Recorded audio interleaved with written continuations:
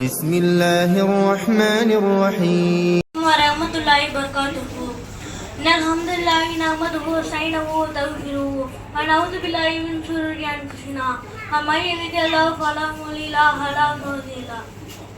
أشهد أن لا إله إلا الله وأشهد أن محمدا عبده ورسوله. நான் உங்கள் முன் பேச எடுத்துக்கொண்ட தலைப்பு மறுமையில் மனித இல்லை. இந்த தலைப்பை தேர்வு செஞ்ச காரணம் என்னவென்று சொன்னால், மறுமை நாளை பற்றி யாரும் அஞ்சுவதும் இல்லை, மறுமை நாளை சிலர்கள் நம்புவதும் இல்லை. மறுமை நாள் எப்போ வரும் யாருக்குமே தெரியாது, அது அல்லாஹ்வுக்கு மட்டும்தான் தெரியும். மறுமை நாள் எந்த நேரத்தில் வேணாலும் வரலாம். மறுமை நாள் நம்ம பார்க்கும்போது பால் ஊட்டும் ஒரு ஊட்டின் தன் குழந்தையை மறுப்பாள் அப்படின்னா 10 மாதம் சுமந்து பெற்று அதை பாசத்தோடு வளர்த்து இருக்கவங்க கூட மறுமை நாள தான் புள்ளன்னு கூட தெரியாம மறுப்பாங்க. அடுத்து மறுமை நாள யார் யாருன்னா கர்ப்பிணியா இருக்காங்களோ தான் புள்ளையை ஈண்டெடுப்பாள் அப்படின்னு சொல்றாங்க. அடுத்து மனிதர்கள் போதை வயப்பட்டவராக இருப்பார்கள் அப்படின்னா போதை வயப்பட்டவர் அல்ல, அல்லாஹ் வேதனையே கடுமையானதா இருக்கும், அதனால அப்படி இருப்பாங்க. இப்போ குற்றவாளிகளை பற்றி பார்ப்போம். இப்போ குற்றவாளிகள் என்னாகும்னா நீல நிற கண்ணோட எந்திரிப்பாங்க.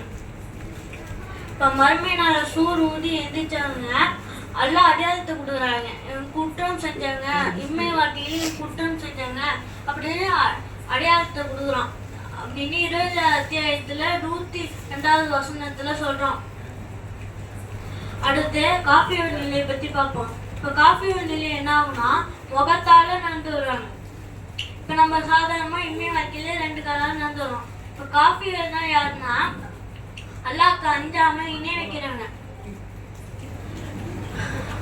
அப்ப நபி ஸல்லல்லாஹு அலைஹி வஸல்லம் சொல்றாங்க, இம்மை வாழ்க்கையில் 2 காலால் நடக்க வைத்த இறைவனுக்கு மறுமை நாளில் முகத்தால் நடக்க வைக்க முடியாதா அப்படின்னு புகாரில 6523வது ஹதீஸ்ல சொல்றாங்க.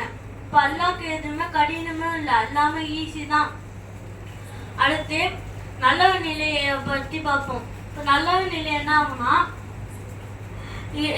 சிவப்பு நிற காயத்தோட இருந்திருப்பாங்க.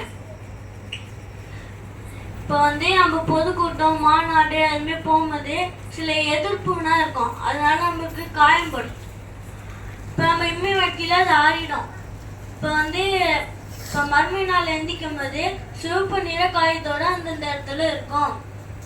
இப்போ 2 அத்தியாயத்து ஓதுவ நிலையை பத்தி பார்ப்போம்.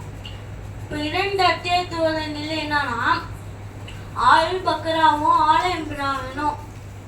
இப்போ ஓதுனா மறுமை நாள் ஒருமை தூரத்துல நம்மளுக்கு வயல் நிற்கும், நம்மளுக்கு நிலைவு கிடைக்கும். இப்போ மறுமை நாள் எப்போ வரும் யாருக்குமே தெரியாது, அல்லாஹ் கிட்ட தௌபா செய்யுங்க.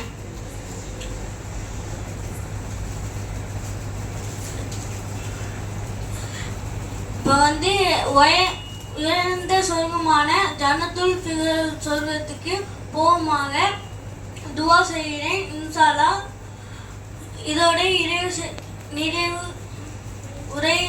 செய்கிறேன். அஸ்ஸலாமு அலைக்கும் வரஹ்மத்துல்லாஹி வபரகாத்துஹு.